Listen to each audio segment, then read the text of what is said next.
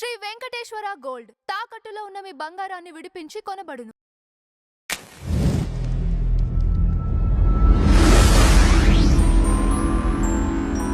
ఋగ్వేద అధ్యాపకులు, శ్రీ కశ్యప వేద విద్యామందిరం పాఠశాల మరియు హిందూ ధర్మక్షేత్ర యూట్యూబ్ ఛానల్ వ్యవస్థాపకులు అయినటువంటి సంతోష్ గణపాటి గురుగారు మనతో పాటు ఉన్నారు. గురువుగారిని అడిగి సనాతన ధర్మంలో ఈ సమాజంలో చాలా మందికి సందేహాలు ఉన్నాయి. అలాంటి సందేహాలకి సమాధానాలు తెలుసుకుందాం. నమస్కారం గురుదేవ. నమస్కారం. గురుదేవ, వేదంలో జంతు బలి ప్రస్తావన కానీ జంతు బలి ఇవ్వచ్చనే రూల్ గానే ఉందా? అంటే సాధారణంగా జంతు బలి అని అంటే మనం నేడు చూస్తున్నటువంటి పద్ధతి కాదు, ఈ విధి విధానాలు కాదు, ఈ కాలం కూడా కాదండి. ఇతర యుగాల ప్రస్తావన వేరు, కలియుగం వేరు. మీకు కలియుగంలో జంతు బలి అనేటటువంటిది స్పష్టంగా నిషేధించబడింది, ఇవ్వకూడదు. ఇతర కాలాల్లో ఉంది. ఇతర కాలాల్లో కూడా మామూలు జంతు బలి అనుకుంటున్నారా ఏంటది? సాధారణంగా ఇతర కాలాల్లో మీకు ఎలా ఉంటుందంటే, వేదంలో ఒక పన్నం ఉంటుంది, ఒక చాప్టర్ ఉంటుంది. ఆ చాప్టర్ చదువుతూ ఒక పశువుని యజ్ఞశాల చుట్టూ తిప్పుతూ ఉంటారు. తిప్పినప్పుడు ఆ మంత్రశక్తి చేత ఆ పశువు సమాధిలోకి వెళ్ళిపోతుంది. అప్పటికే దాదాపుగా ఆ పశువు యజ్ఞం చేసిన వాడికంటే ముందే సమాధిలోకి వెళ్ళిపోతుంది, సమాధి స్థితిలో ఉంటుంది, ఒక యోగిలాగా. అప్పుడు చేయవలసినటువంటి విధి విధానాలు చేస్తారు. అక్కడ ఏమాత్రము కూడా హింస ఉండదు. 1% కూడా అక్కడ అసలు హింస అనేది ఉండకుండా నాటి కాలంలో చేసేవారు. ఆ స్థాయి మంత్రశక్తి కలియుగంలో తక్కువ కాబట్టి, ఆ స్థాయిలో ఉండదు కాబట్టి ఉంటుంది. కలియుగంలో ఎంత ఉండాలో అంతే ఉంటుంది. కావున కలియుగంలో జంతు బలి అనేది వద్దు అని శాస్త్రకారులు ఎప్పుడో నిషేధం చేశారు. కానీ వాటిని కూడా ఇంకా అధిగమించి నేటి రోజుల్లో కొన్ని చోట్ల చేస్తూ ఉన్నారు. అయినప్పటికీ కూడా మనం కొన్ని ఆచారాలను గౌరవించవలసినటువంటి అవసరం కూడా ఉంది. చాలా చోట్ల గ్రామ దేవతల ఆలయాలు ఉంటాయి, వాళ్ళకి అదే నమ్మకం, చాలా గట్టి నమ్మకం ఉంటుంది. మనం దాన్ని వద్దు మీరు అనడానికి వీల్లేదు. కానీ మీరు శంకరాచార్యులు చూస్తే కనుక జంతువధ నిషేధించినటువంటి ఒక గొప్ప ఆచార్యులు ఆయన. మీకు కొల్లూరు మూకాంబిక చరిత్రలో ఉంటుంది. ఆవిడ చాలా ఉగ్రంగా ఉండి బలులు కోరుకుంటూ ఉంటే శంకరాచార్యులే శాంతింపజేసి అక్కడ ఉన్నటువంటి తామసిక పూజలన్నీ పక్కన పెట్టి సాత్వికమైనటువంటి వైదిక పూజా విధానాన్ని ప్రారంభింపజేశారు కర్ణాటకలో. శంకరాచార్యులే జంతు బలులు వద్దు అని వ్యతిరేకించిన విషయం మనం గుర్తుంచుకోవాలి. ఆయన అనేక మతాలను ఖండిస్తూ వచ్చినప్పుడు అందులోని జంతు బలులు విరివిగా ఇచ్చేస్తూ, నరబలులు ఇచ్చేస్తూ వాళ్ళ ఆరాధనలు చేసుకునే వాళ్ళందరినీ ఖండించారు. ఆయన ఒప్పుకోలేదు.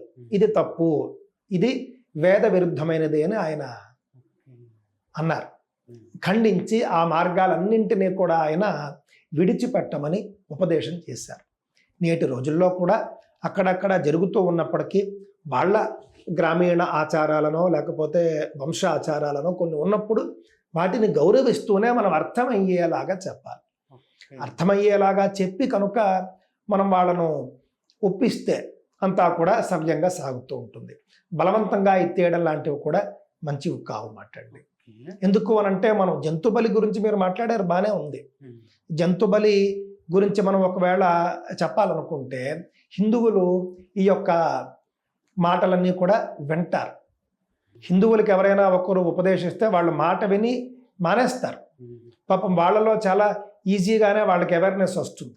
కానీ మరి ఇతర మతాల్లో పండుగల పేర్లతో కోట్లాదిగా ఇస్తూ ఉన్నటువంటి బలుల సంగతి ఏంటి? వాటి గురించి ఎవరు మాట్లాడతారు? ఇలాంటి వాళ్ళు, లేకపోతే ఎవరైనా సరే జంతు బలుల గురించి మాట్లాడే ప్రతిసారి కూడా బక్రీద్ గురించి కూడా మాట్లాడాల్సి వస్తుంది. ఎందుకు అనంటే అత్యధికమైనటువంటి జంతు బలులు జరిగేవి అక్కడ. కావున మొత్తం సమాజంలో మార్పు రావాలి తప్ప కేవలం ఒక మతంలోనో ఒక ధర్మంలోనో వస్తే చాలు, లేకపోతే మా యొక్క పాఠాలు మా నీతులోని ఒక మతానికే చెబుతాము అనడం చాలా తప్పు. ఎవరైనా జంతు హక్కుల వాళ్ళు ఎవరైనా చెబితే నువ్వు వాళ్ళకి చెప్పు, వీళ్ళకి చెప్పు, లేకపోతే మానే, అంతే. జంతు హక్కుల వాళ్ళు పెట అని ఒక సంస్థ ఉంటుంది, అంతటి పెంట సంస్థ ఇంకోటి ఉండదు.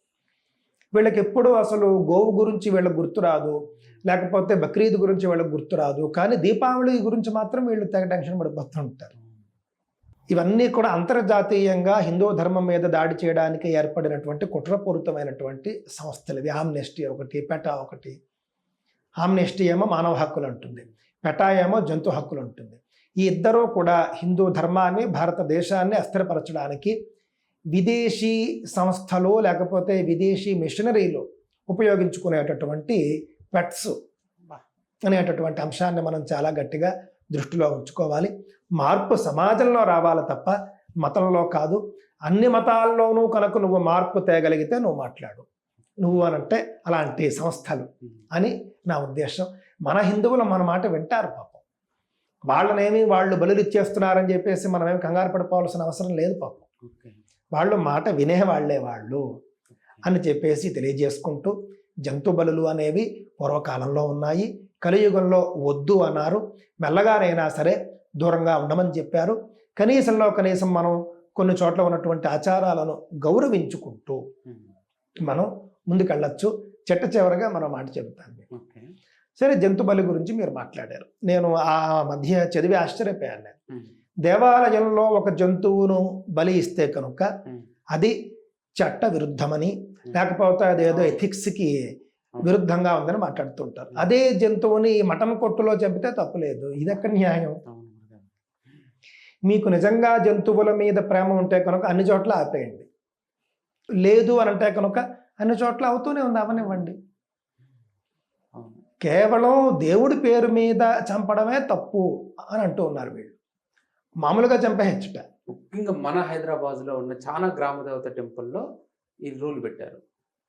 ఆ టెంపుల్ ఎదురుకున్న మటన్ కొట్లో కానీ చికెన్ కొట్లో కానీ జంతువధ జరుగుతుంది. దీని గురించి ఎవరు ప్రశ్నించట్లేదు. హిందువుల్లో చాలా మంది ఇది తప్పు అంటున్నారండి. నేను ఇప్పుడు మీరు ఒకవేళ జంతు ప్రేమికులైతే పూర్తి జంతువధ నిషేధ చట్టం రావాలని చెప్పి మీరు కోరండి.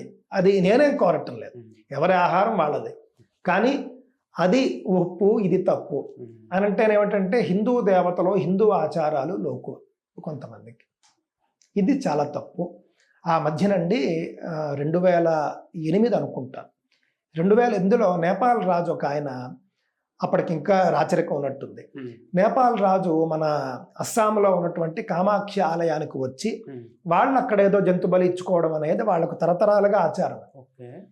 అంతే. అప్పుడు అసలు ఇంక ఈ యొక్క జంతు హక్కుల సంఘాలు వాళ్ళు వీళ్ళు అంతా నానా పేచీలు పెట్టి ఆ జంతు బలి క్యాన్సిల్ చేసుకుని నేపాల్ రాజు మళ్ళీ తిరిగి వెళ్ళేంత వరకు వీళ్ళు ఊరుకోలేదు. వీళ్ళంతా కూడా బక్రీద్కి ఏం చేశారండి వీళ్ళ అసలు జంతు హక్కుల సంస్థలా ఇవి? అసలు అబద్ధం.